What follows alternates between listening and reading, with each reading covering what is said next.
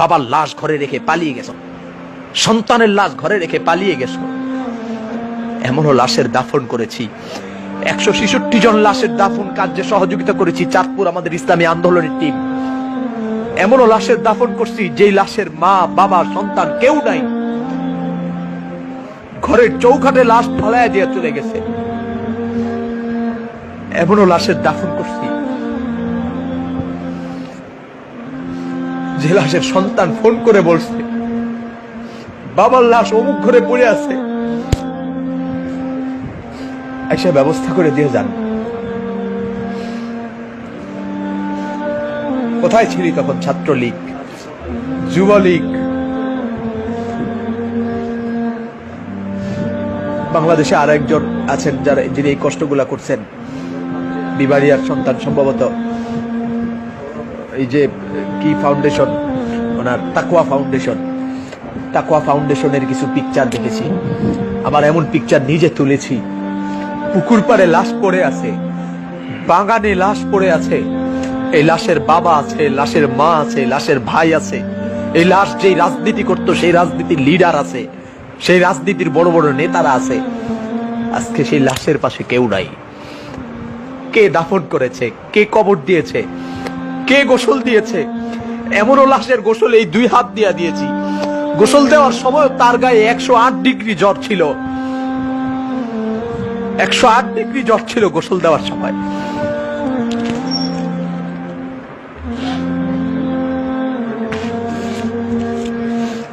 কলিজা ফেটে যায় দুঃখে।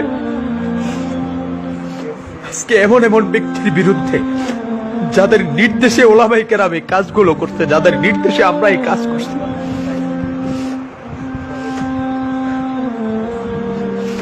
তোমাদের নেতারা আজকে যারা ভাস্কর্যের পক্ষে কথা বলতে গিয়া আল্লামা ফয়জুল করিম আর মামুনুল হক আর বাবুনগরীকে গালি দাও, গ্লাস করা চতুর্মুখী গ্লাস করা রুমের মধ্যে এসি রুমে বসে কোন কথা বলার প্রয়োজন হইলে কম্পিউটারের মাধ্যমে, মোবাইলের মাধ্যমে ভিডিওতে কথা বলছে, সামনে আসে নাই। কিন্তু প্রতিটা লাশকে কাঁধে করে গোসল দিয়ে আদর যত্ন করে কবরে রেখেছি। কোন সেবার কমতি ছিল না। আমাদের ঘরেও তো বিবি আছে, আমাদের ঘরেও তো আমাদের মা আছে, আমাদের ঘরে আমাদের বাবা আছে।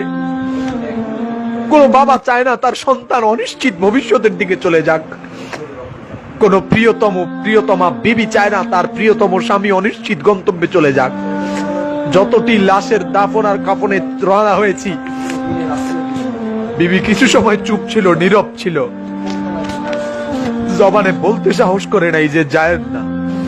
কারণ সে জানে সে এমন এক স্বামীর ঘরে এসেছে যে স্বামী ইসলাম মানবতার ব্যাপারে কোনো ছাড় দেয় না, মানবতার প্রয়োজনে এগিয়ে যায়, ইসলামের প্রয়োজনে এগিয়ে যায়, দেশের প্রয়োজনে এগিয়ে যায়। আরে আমাদের বিবিদের তো আমাদের উপর মহব্বত আছে, আমাদের সন্তানও তো আছে, সন্তানের উপরও তো আমাদের মহব্বত আছে।